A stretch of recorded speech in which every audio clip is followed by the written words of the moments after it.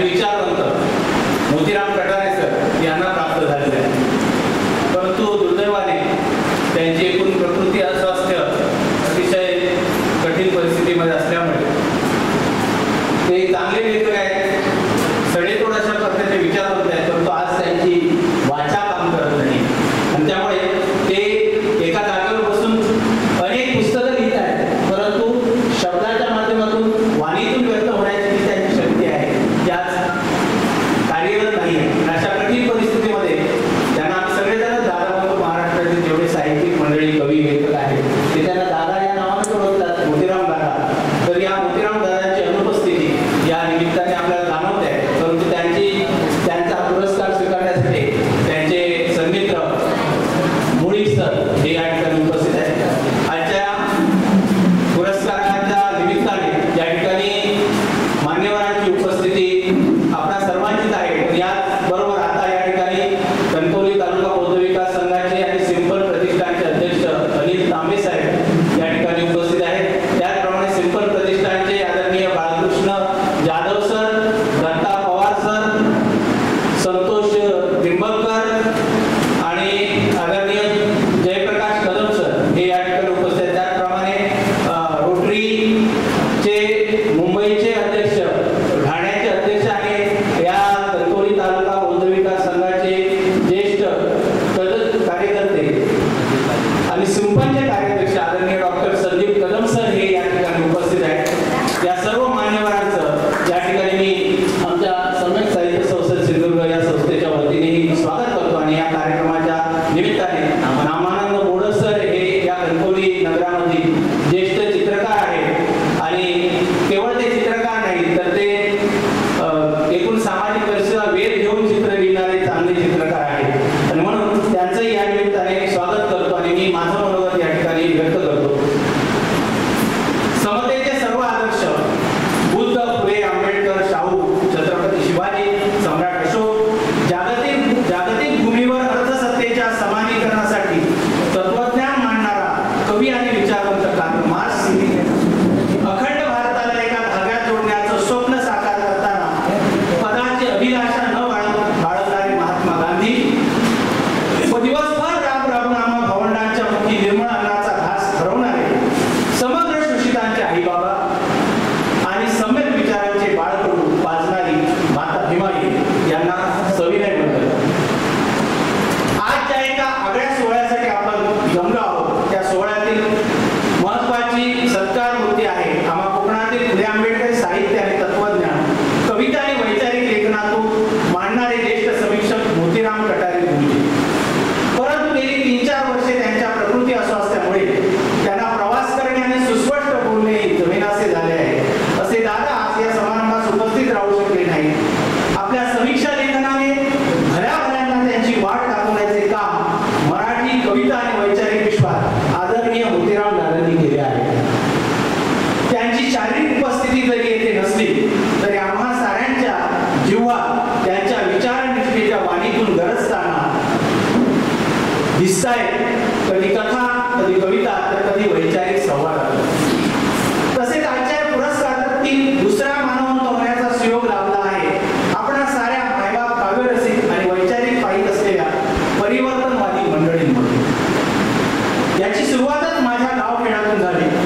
ज्या बुद्ध विचार, आंबेडकरी तत्वज्ञान यांच्या कुशीतून माझं बालपण घडलं, त्या माझ्या आजोळ असलेल्या नाटक आणि माझा जन्मगाव आणि शिक्षण जिथे झालं त्या शिवराव गावातील माझ्या मार्गदर्शक, शिक्षक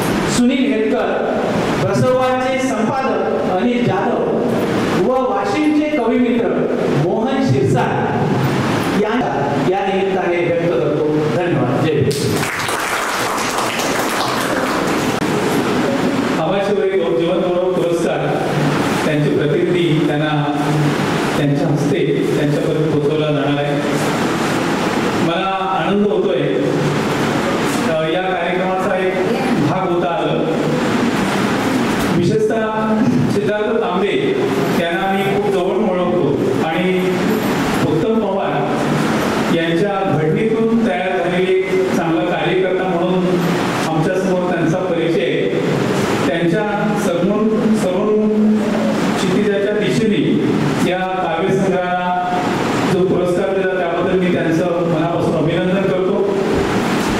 कटारे सरांचं अभिनंदन करण्याचा मी तेवढा मोठा नाहीये, परंतु त्यांना शुभेच्छा देतो आणि मला या कार्यक्रमाचा भाग होता आला त्याबद्दल आयोजकांना धन्यवाद देऊन थांबतो. जय हिंद. दादांनी याही पुढे जर आम्ही ही फळं या पूजेमध्ये ठेवतो तर ती फळं कशासाठी हवी याचाही उल्लेख करायला ते राहिले मागे पडले.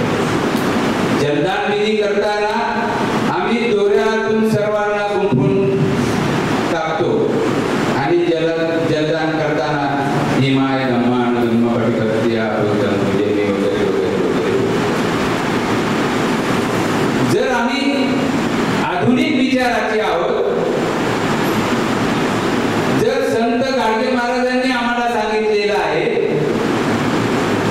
की तुम्ही हे पाणी या ठिकाणी का टाकत आहात, तर माझ्या डोंगराच्या पलीकडे शेती आहे आणि त्या शेतीला पाणी मी देत आहे, पुरवत आहे. हा संदर्भ ज्यावेळी गाडगे महाराज सांगतात तेव्हा मोतीरामजी कटारे सुद्धा सांगतात की हे आम्ही पाणी जे ताटामध्ये टाकत आहोत ते पाणी खरोखर मर्त्याच्या पर्यंत पोहोचत आहे किंवा काय, असा सवाल करणारे आमचे दादा कटारे. समीक्षा करतात, त्या समीक्षेला आधार असतो आणि तो आधार प्रबळ असा आधार देण्याचं काम दादांनी मनोमन केलेलं आहे. प्रत्येक त्यांच्या लिखाणातून ते प्रत्येक लेखणीतून वाहिलेलं आहे. असे दादा कटारे दादा हे या ठिकाणी उपस्थित राहू शकलेले नाही आणि त्यांचा तो जीवन गौरव पुरस्कार हा माझ्यासारख्या एका छोट्याशा कार्यकर्त्याला आपण देऊ केला माझ्या हस्ते.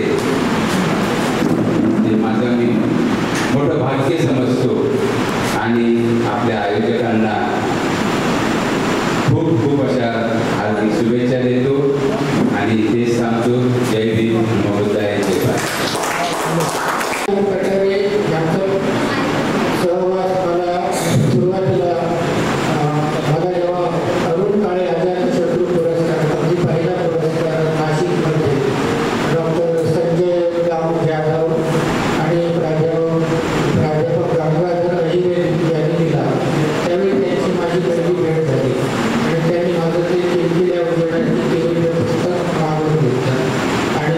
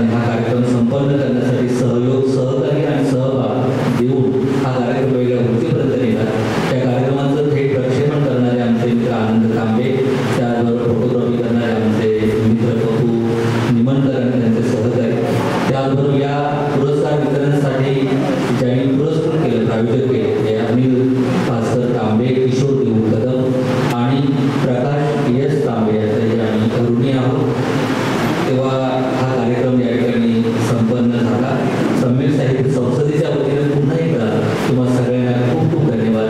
आपल्या पुढील साहित्यिक, सामाजिक, सांस्कृतिक चळवळीला सदिच्छा देऊन हा कार्यक्रम संपला. सदिच्छांच्या धन्यवाद. ताज्या अपडेट्स आणि ताज्या बातम्यांसाठी आजच सबस्क्राईब करा आपला Sindhudurg digital news channel. Like करा, शेअर करा, कमेंट करा आणि महत्त्वाचं म्हणजे बेल आयकॉनला क्लिक करायला विसरू नका.